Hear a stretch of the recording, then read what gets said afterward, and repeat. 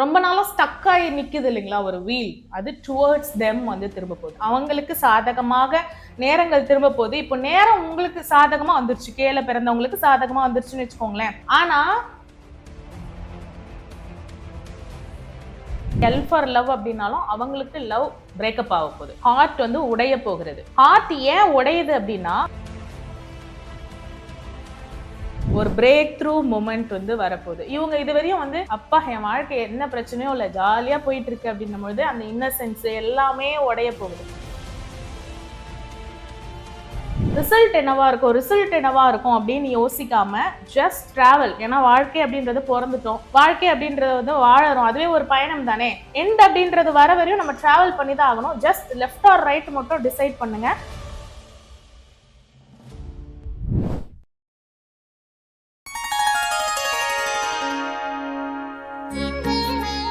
Sri Varahi TV நேயர்கள் அனைவருக்கும் வணக்கம். நான் உங்க ஜித்து. இன்னைக்கு என் கூட ஒரு ஸ்பெஷலான கெஸ்ட் இருக்காங்க. Tarot card reader Kavitha Tamilarasu இருக்காங்க. வணக்கம் மேம். வணக்கம் மேம். ஆல்பபெட்டிக் ஜேல ஸ்டார்ட் ஆகக்கூடிய நேம்ல வந்து 2026 எப்படி இருக்க போகுது?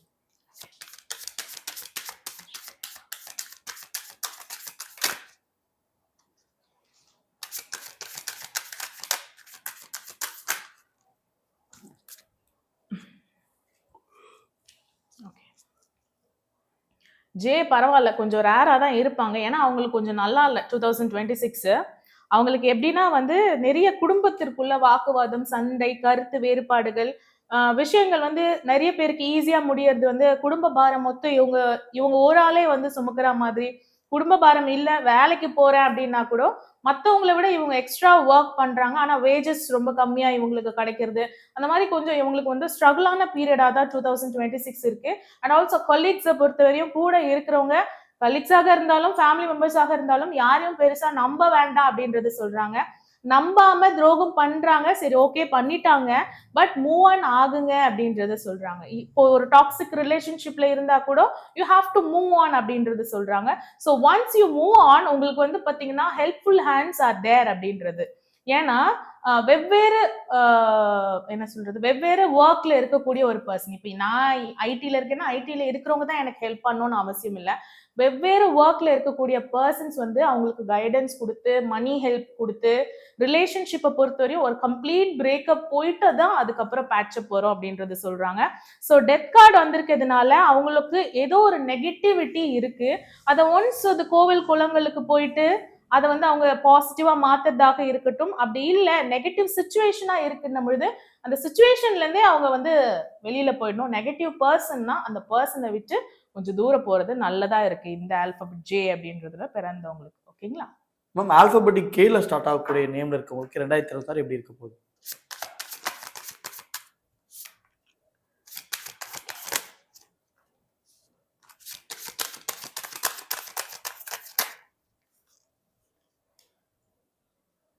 ஓகே, ஆல்பபெட் கேல இருக்கிறவங்களுக்கு பாத்தீங்கன்னா again wheel of fortune. Wheel of fortune அப்படின்னும் பொழுது இவங்களால வந்து ரொம்ப நாளா ஸ்டக் ஆகி நிக்குது இல்லைங்களா ஒரு வீல், அது டுவர்ட்ஸ் தெம் வந்து திரும்ப போகுது. அவங்களுக்கு சாதகமாக நேரங்கள் திரும்ப போகுது. இப்போ நேரம் உங்களுக்கு சாதகமா வந்துருச்சு, கேல பிறந்தவங்களுக்கு சாதகமா வந்துருச்சுன்னு வச்சுக்கோங்களேன். ஆனா நீங்க வந்து என்னோட பொட்டென்ஷியல் இவ்வளவுதான் சொல்லி 2026 ஒரு பவுண்டரி செட் பண்ணி அப்படியே நிக்கிற மாதிரி இருக்கு. ஸோ அவங்க தே ஹாவ் டு மேனிஃபெஸ்டேஷன் இருக்கு, லா ஆஃப் அட்ராக்ஷன் இருக்கு. இது எல்லாத்தையுமே வந்து இந்த கே அப்படின்ற ஆல்பபெட்ல வந்து நேம் வச்சிருக்கிறவங்க பிராக்டிஸ் பண்ணணும். பிராக்டிஸ் பண்ணாதான் அவங்களுக்கு நேரம் நல்லா வந்துருச்சு. நீங்க அந்த நேரம் நல்ல நேரத்துக்காக வெயிட் பண்ணியிருந்தீங்க, அது வரையும் ஸ்டாப் பண்ணியிருந்தீங்க உங்க பொட்டென்ஷியலை. இப்போ நேரம் நல்லானோடனே உங்க பொட்டென்ஷியலை டபுள் மடங்கு ஆக்குறதுக்கு பெரியவங்களோட பிளெஸிங்ஸ் டெஃபினட்டா எடுக்கணும். கோவில் குளங்கள் டெஃபினட்டா போகணும்.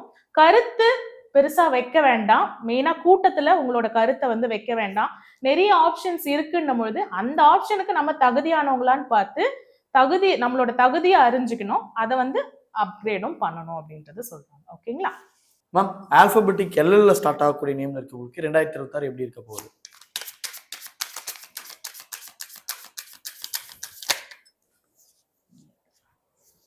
எல் இல்லைங்களா? ஸோ எல் அப்படின்னும் பொழுது எல் ஃபார் லவ் அப்படின்னாலும் அவங்களுக்கு லவ் பிரேக்கப் ஆக போகுது. ஹார்ட் வந்து உடைய போகிறது. ஹார்ட் ஏன் உடையுது அப்படின்னா இப்ப இருக்கிற பர்சன் கூட பிரேக்கப் ஆகி அவங்களோட பாஸ்ட்ல இருக்கிற ஒரு பர்சன் வந்து அவங்களோட லைஃப்ல திரும்ப வர போறாங்க. அண்ட் ஃபேமிலி ட்ரெடிஷன்ஸை தூக்கி இவங்க கிட்ட பாஸ் பண்ண போறாங்க. அதாவது ஃபேமிலியோட சொத்தாக இருக்கட்டும், ஃபேமிலியோட அடுத்த நிலை பொறுப்பாக இருக்கட்டும், இது எல்லாமே இவங்க ஏத்துக்கணும் அப்படின்றது வந்து இந்த 2026ல ஒரு பொறுப்பு வந்து ஏத்துக்க போறாங்க. பொறுப்பு ஏத்துக்கிட்ட உடனே விளையாட்டுத்தனம் எல்லாம் போய் வந்து பாத்தீங்கன்னா இவங்களுக்கு ஒரு வயது முதிர்ச்சி இல்லைனாலும் மனசும் மூளையும் வந்து நல்லாவே வந்து இவங்களுக்கு வந்து நாலேஜபிள் ஆகுது. ஓகேங்களா? ஸோ அந்த நாலேஜோட என்ன பண்ண போறாங்கன்னா ரிலேஷன்ஷிப் ஆஸ் வெல் அஸ் அவங்களோட மெட்டீரியலிஸ்டிக் லைஃப் ஸ்டைல் சொத்து கொடுக்குறாங்க.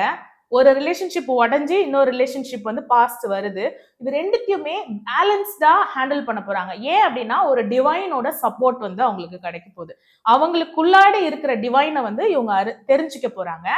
எப்படின்னா ஒரு நெகட்டிவிட்டி அவங்கள சுத்தி இருக்கு, அந்த நெகட்டிவிட்டியை அவங்க போக்க போறாங்க. அது மூலமா டிவைனோட பிளெஸிங்ஸ் வந்து அவங்களுக்கு இந்த 2026ல வரப்போகுது.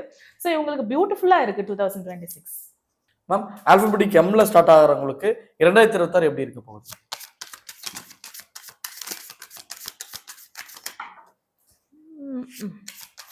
பிளாக்கேஜ். ஓகேவா? ஸோ எம்முக்கு வந்து பார்த்தீங்கன்னா ஒரு ஃப்ளோல வாழ்க்கை போயிட்டு இருக்குன்னும் போது அந்த ஃப்ளோ பிரேக் ஆக போகுது. ஒரு பிரேக் த்ரூ மூமெண்ட் வந்து வரப்போகுது. இவங்க இதுவரையும் வந்து அப்பா என் வாழ்க்கை என்ன பிரச்சனையும் இல்லை, ஜாலியா போயிட்டு இருக்கு அப்படின்னும் போது அந்த இன்னசென்ஸ் எல்லாமே உடைய போகுது. இவங்க லெத்தாஜிக்கா இருந்த நாட்கள் எல்லாமே வந்து போகணும். இப்படி போகல அப்படின்னு சொல்லிட்டு பாத்தீங்கன்னா இவங்க விக்டிம் ஸ்டேட்ல தான் நின்னாகணும். விக்டிம் ஸ்டேட்ல நின்னுட்டு இவங்களுக்கு கோபம் வரக்கூடாது. ஏன்னா விக்டிம் ஸ்டேட்ல நிக்கலாம். எவ்வளவு நாள் நிக்கலாம்? ஒரு நாள் நிக்கலாம், 2 நாள் நிக்கலாம். வருஷக்கணக்காக இவங்க அப்படி பண்ணிட்டாங்க அப்படின்னு சொன்னா அதுல இருந்து வெளியில வரணும். அந்த கோவத்துல இருந்து வெளியில வரணும். அண்ட் ஆல்சோ தூக்கமின்மை, இன்சோமியா, டிப்ரெஷன்லாம் இருக்குன்னா டெஃபினெட்லி டாக்டர்ஸை பார்க்கணும். ஜட்ஜ்மெண்ட் ரொம்ப நாளா கோர்ட்டு கேஸ் போயிட்டு இருக்குன்னா 2026ல அவங்களுக்கு வந்து ஜட்ஜ்மெண்ட் வந்துடும். அண்ட் இவங்க இன்னசென்ஸ் எல்லாம் போய் இவங்களுக்கு ஃப்ளோல போறதெல்லாம் நின்று வாழ்க்கை பாடம் இந்த 2026 சொல்லி கொடுத்து ஒரு வாழ்க்கை துணையை வந்து கொடுக்கும். திருமணம் நடக்கும். இவங்களுக்கு பியூட்டிஃபுல்லா இருக்கு. திருமணம் நடந்ததுக்கு அப்புறம் திருப்ப அந்த கோவத்தை ஸ்டார்ட் பண்றாங்க, அது வேண்டாம். மேம், ஆல்பபெட்டிக் என்ல ஸ்டார்ட் ஆகக்கூடிய நேம்ல இருக்கவங்களுக்கு 2026 எப்படி இருக்க போகுது?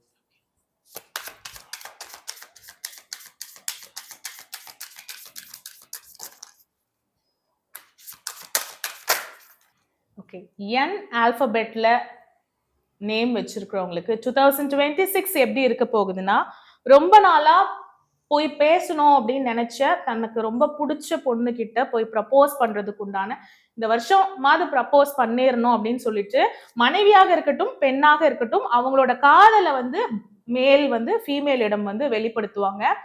பாஸ்ட் ட்ராமாஸ், பாஸ்ட் ஊண்ட்ஸ் எல்லாத்தையுமே வந்து ஹீல் பண்ணுவாங்க. Healing period 2026. ஹீலிங் ஆனாலும் இப்போ இந்த பெண்ணிடம் போய் அப்ரோச் பண்றாங்க இல்லையா, லேடிஸ் ஒரு அது மேல் ஆர் ஃபீமேல் அப்ரோச் பண்ணும்பொழுது என்ன ஆகும், ஆப்போசிட்ல இருந்து பாத்தீங்கன்னா பாசிட்டிவ், இப்போ ப்ரப்போஸ் பண்றேன் ஓகே சொல்லுவாங்களான்னா நோ. என் அப்படின்ற ஒரு ஆல்பபெட்ல ஸ்டார்ட் ஆகுறவங்க வந்து ப்ரப்போஸ் பண்ணலாம் அப்படின்னு இருக்காங்கன்னா கொஞ்சம் தள்ளி போடலாம். ப்ரப்போசலை வந்து கொஞ்சம் வெயிட் பண்ணலாம், அவசரப்பட தேவையில்ல. தள்ளி போட்டா எனக்கு ஓகே ஆகுமா அப்படின்னு சொல்லிட்டு பாத்தீங்கன்னா டெஃபினட்டா ஓகே ஆகும். ஆல்ரெடி உங்களை பத்தின ஒரு ஜட்மெண்ட் வச்சிருக்காங்க நீங்க பொய் சொல்றவர் அப்படின்றது. ஸோ அந்த ஜட்மெண்ட்டை உடைச்சிட்டு நீங்க ப்ராசஸ் பண்ணீங்கன்னா டெஃபினட்டா ஓகே ஆகும். அண்ட் ஆல்சோ இவங்களுக்கு வந்து வாழ்க்கையில அடுத்தடுத்த கட்டம் பிரான்ச்சஸ், பிசினஸ் வச்சிருக்கிறவங்களுக்கு அடுத்தடுத்த பிரான்ச்சஸ் போறது. ஆல்ரெடி நான் ஃபேமிலி லைஃப்ல இருக்கிறேன் அப்படின்னும் பொழுது குழந்தை பாக்கியம் இருக்கிறது ஒரு ஃப்ளோல வந்துடும். அந்த லவ் மட்டும் தான் செட் ஆகாம இருக்கு, ஃபேமிலி மட்டும் தான் செட் ஆகாம இருக்கு, பிசினஸ் எல்லாமே ஓரளவு வந்துருது. அதை ஒரு ஃப்ளோலயே கொண்டு வந்துருவாங்க. பை எண்ட் ஆஃப் 2026ல இவங்க மெனக்கெட்டு உழைக்கணும்னு அவசியம் இல்லை, இவர் இருந்தாலும் இல்லைனாலும் பிசினஸ் ரன் ஆகும். அந்த மாதிரி. ஆல்பபெட்டிக் ஓல ஸ்டார்ட் ஆகிறவங்களுக்கு 2026 எப்படி இருக்க போகுது?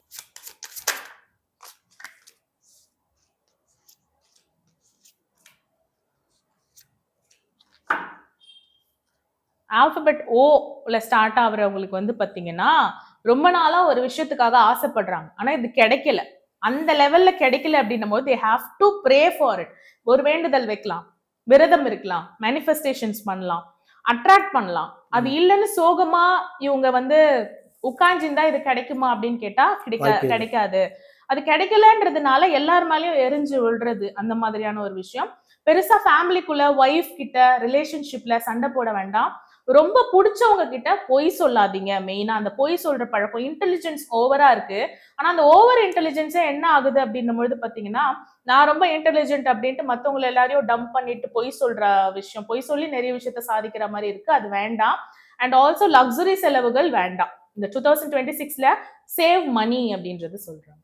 மேம் நெக்ஸ்ட் ஆல்பபெட்டிக் பில ஸ்டார்ட் ஆகக்கூடியவங்களுக்கு 2026 எப்படி இருக்க போகுது?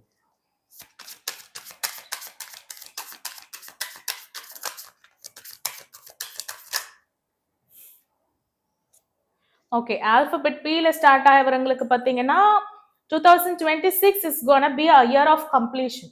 ஓகேங்களா? அதுக்குன்னு கம்ப்ளீஷன் ஈஸியா முடிஞ்சிருமா அப்படின்னு கேட்டா ஈஸியா முடியாது. ஒரு விஷயத்த கஷ்டப்பட்டு தான் முடிக்கணும்.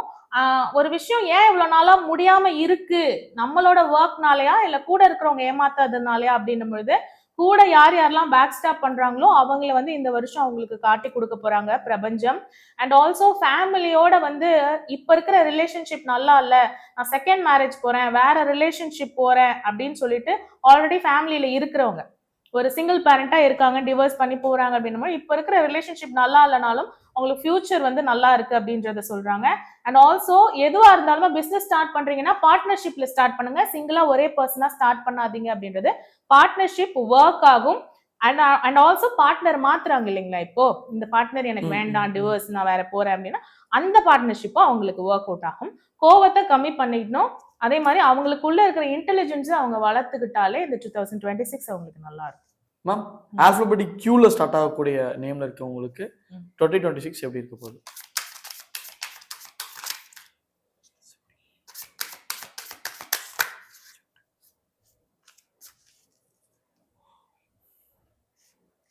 ஆல்பபெட் கியூ அப்படின்றவங்க வந்து பாத்தீங்கன்னா அவங்களோட சோல்மேட்டை பார்க்க போறாங்க. எல்லாத்தையுமே லவ், ஃப்ரெண்ட்ஷிப், பியூட்டிஃபுல்லான கனெக்ஷன். சோல்மேட் அப்படின்னும் பொழுது இந்த பர்சன் வந்து ரிலேஷன்ஷிப்ல தான் இருக்கணுமான அவசியம் இல்லை, ஒரு ஃப்ரெண்டா இருக்கலாம். ஓகேங்களா? அது லேடியா கூட இருக்கலாம், மேல் ஃபீமேலா தான் இருக்கணும்னு அவசியம் இல்லை. அண்ட் ஆல்சோ ஃப்ரெண்ட்ஷிப்பா இருக்கிற ஒரு பர்சன் கூட ரொமான்டிக் ரிலேஷன்ஷிப் ஸ்டார்ட் ஆக போகுது.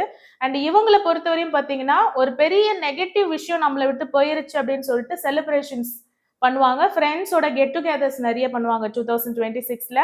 அண்ட் ஆல்சோ ஃபாதராக, அப்பாவாகிறதுக்கு, ஏன்னா பெண்களை விட இந்த முறை இந்த ஆல்பபெட்ல பிறந்தவங்க ஆண்கள் வந்து தகப்பன் ஆகணும் அப்படின்னு ரொம்ப ஏங்கிட்டு இருக்க மாதிரி இருக்கு. ஸோ அவங்க வந்து டெஃபினட்டா வந்து ஃபாதர்ஹுட் வந்து ஆவாங்க.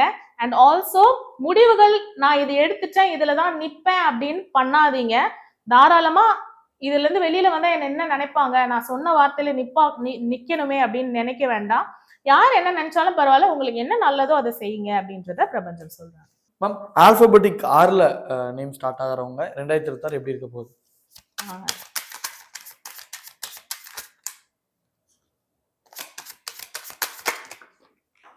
ஆறுக்கு வந்து பாத்தீங்கன்னா 2026 அவங்க எதிர்பார்த்தது ரொம்ப நாளா நடக்கல அப்படின்னு நினைக்கிறாங்கன்னா அது வந்து நடக்கும். ரிலேஷன்ஷிப் வைஸ் நடக்குமா, ப்ரொஃபஷன் வைஸ் நடக்கும். ரிலேஷன்ஷிப் வைஸ் இவங்க எதிர்பார்க்கறாங்க ஒரு விஷயம் நடக்குமானா அது நடக்காது அப்படின்ற ஒரு விஷயம் சொல்றாங்க. அண்ட் டிராவல் நிறைய பண்ணுவாங்க. அண்ட் ஆல்சோ ரிசல்ட் என்னவா இருக்கும் அப்படின்னு யோசிக்காம ஜஸ்ட் டிராவல். ஏன்னா வாழ்க்கை அப்படின்றது பிறந்துட்டோம், வாழ்க்கை அப்படின்றது வந்து வாழறோம், அதுவே ஒரு பயணம் தானே. எண்ட் அப்படின்றது வர வரையும் நம்ம டிராவல் பண்ணி தான் ஆகணும். ஜஸ்ட் லெஃப்ட் ஆர் ரைட் மட்டும் டிசைட் பண்ணுங்க. பாசிபிலிட்டிஸ், சான்சஸ் எல்லாமே நிறைய வரும். அண்ட் ஆல்சோ பொறுமையும் நிதானமும் அன்பும் லவ் நிறைய தேவைப்படுது. அண்ட் அகேன் அண்ட் அகேன் ஒரு பாசிட்டிவ் ரிசல்ட். ஃபர்ஸ்ட் ஒரு ரிசல்ட்டுக்காக வெயிட் பண்ணியிருந்தாங்க, கிடைச்சிருச்சு. எண்ட் ஆஃப் 2026ல they gonna wait for another result. அது கிடைக்குமா அப்படின்னு பாத்தீங்கன்னா இன்னொருத்தவங்களுக்கு போறதுக்கு உண்டான வாய்ப்புகள் இருக்கு. இன்செக்யூரிட்டிஸ் வேண்டாம் அப்படின்றத சொல்றாங்க. ஓகேங்களா? ரொம்ப நன்றி மேம், அழகாக பதில் சொன்னதுக்கு. நன்றி.